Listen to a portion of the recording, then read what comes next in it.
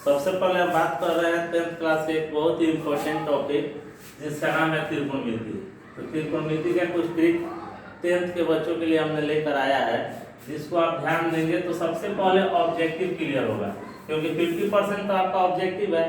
और बच्चों का दिमाग था कि सर थोड़ा सा ऑनलाइन क्लास होता तो हम लोग दूर से भी, बहुत सारे गांव के बच्चे हैं जो पढ़ने में जिनको सुविधा मिलती है, उन लोगों के लिए मैंने लेकर आया। तो त्रिकोणमिति का सबसे पहला पैटर्न है कि इसमें जो त्रिभुज होता है वो समकोण त्रिभुज होता है। कौन त्रिभुज होता है? समकोण त्रिभुज। कहने का मतलब है कि जिसके एक कोण 90 डिग्री हो। तो जब समकोण त्रिभुज में हम बात करें तो समकोण के सामने वाले को हम हमेशा H कहते हैं, हमेशा H, और इसको हिंदी में हम लोग कर्ण कहते हैं। जो लंब रेखा होता है उसे हम P कहते हैं, परपेंडिकुलर जो आधार होता है उसे पेश करता है।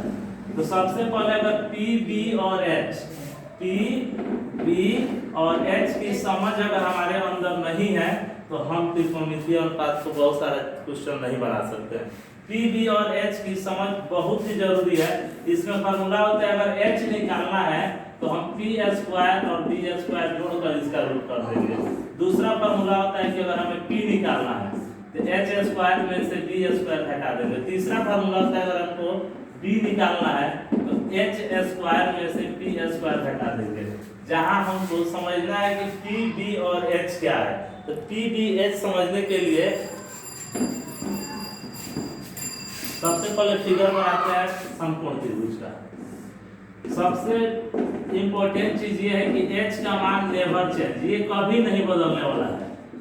H का मान हमेशा 90 के सामने H रहेगा, ये कभी चेंज नहीं होगा। चेंज होता है P का वैल्यू और B का वैल्यू अकॉर्डिंग टू कोण, कोण के अनुसार ही इसको हम चेंज कर सकते हैं। जैसे हमने C का बात किया, तो जब C का हमको P चाहिए तो C के सामने वाला ही इसका P होगा। अगर C के लिए P देखें तो C के सामने वाला P होगा और ये इसका बेस होगा। अगर हम बात करते हैं अब A के बारे में, तो A के जो सामने है, कोण A के जो सामने भुजा है वही हमारा P का वैल्यू होगा और यहाँ पे B का वैल्यू होगा। अगर P और B की समझ को कंप्लीट करते हैं तो त्रिकोणमिति में टोटल 6 त्रिकोणमितीय अनुपात होता है। पहला का नाम है साइन थीटा, दूसरा है cos थीटा, तीसरा है tan थीटा। डायरेक्ट इसका फॉर्मूला याद रखेंगे, sin theta P by H, cos theta B by H, tan theta P by B। अगर हमको sin याद है तो इसी से बनता है cosec थीटा। cosec थीटा का फॉर्मूला सीधे इसका उल्टा H बटा P, cos का उल्टा हो गया sec थीटा, सीधे इसका उल्टा H बटा B, और हम tan दिए हैं तो tan का उल्टा हो गया cos, सीधे इसका B by B। ये हमारा टोटल 6 त्रिकोणमितीय अनुपात है। टोटल कितना हुआ? 6 त्रिकोणमितीय अनुपात। अब एक एक करके इस पर हम क्वेश्चन बनाना स्टार्ट करेंगे।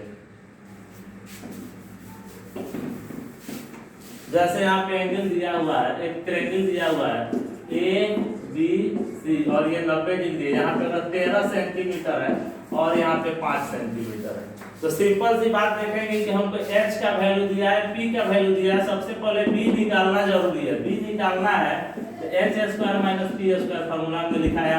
H का जब स्क्वायर करेंगे तो 13 का स्क्वायर माइनस 5 का स्क्वायर, 13 का स्क्वायर हो गया 169 और 5 का स्क्वायर हो गया 25। घटाएंगे तो 9 में से 5 गया 4, 144। 144 का रूट कितना निकला?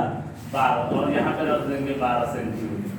अगर हम बात करते हैं साइन A का और साइन C का, तो साइन है तो दोनों में तो फॉर्मूला P by H होगा, दोनों फॉर्मूला हो गया P by H। H का मान जो 13 है, 90 के सामने हमेशा H होता है, 90 के सामने वाला वैल्यू नहीं बदलेगा, तो यहाँ पर लिख देंगे 13 और यहाँ पर लिख देंगे 13। A के लिए हमको P चाहिए, तो A के सामने कौन है? 12, ये होगा 12 आंसर। C के लिए P चाहिए, तो C के सामने कौन है? 5, तो के लिए 5 आंसर। ये बहुत ही सिंपल चीज है। फिर अगर हम cos A कहें और cos C, तो फॉर्मूला हो गया B by H और फिर फॉर्मूला हो गया B by H। H का मान तो कभी नहीं चेंज करेगा, 13, यहाँ भी हो गया 13। लेकिन अब देखेंगे A के लिए बेस, तो A का बेस यही पे होता है 5, C का बेस कौन हो गया? 12। तो ऐसे हमारा एक आंसर हो गया 5 बटा 13 तो 12 बटा 13। अब बात करते हैं आगे और क्वेश्चन की।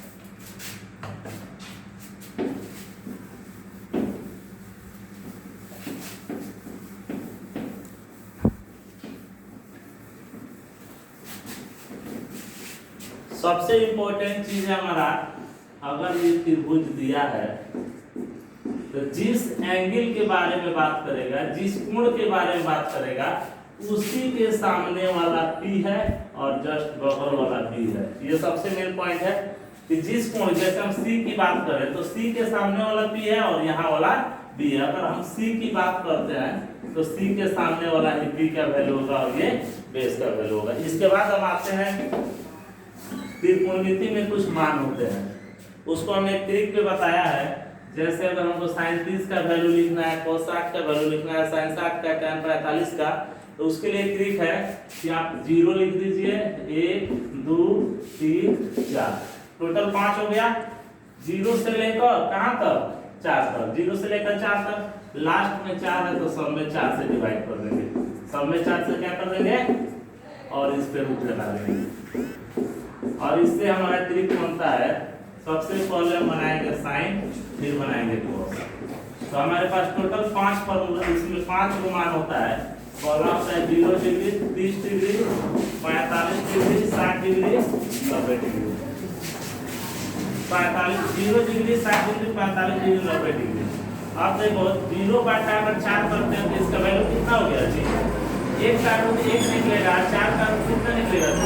2 से काटेंगे तो नीचा 1 का रूट 1 निकला, रूट इसका नहीं निकलेगा। 3 है तो 3 रहने देंगे, 4 का मतलब कितना निकला? 2। 4 से 4 काटेंगे कितना बार में? एक बार में। सीधे 0 बटा 4 तो 0, 1 के लिए 1, 4 के लिए 2, 2 है कम 2, 2 नहीं। 1 का वैल्यू निकला 1, लेके रूट में रह गया 2। 3 का रूट नहीं निकलेगा 3, 4 के लिए 2, 4 बटा 4 एक बार में कटेगा तो इसका वैल्यू है। अब हमको चाहिए cos, उल्टा लिख देंगे, जो लास्ट में है उसको शुरू में, फिर उसके बाद वाला, फिर उसके बाद वाला, फिर उसके बाद वाला और सबसे बाद में लास्ट वाला। अब हमको चाहिए tan थीटा। अगर tan थीटा चाहिए तो 1 में 0 से किसी भी संख्या, 0 में किसी भी संख्या से भाग करेंगे तो हो जाएगा 0। यहाँ नीचे 2 है और नीचे 2 है, कट गया तो ऊपर 1 बचेगा, नीचे √3, 1 बटा √3। जब ये यहाँ देखेंगे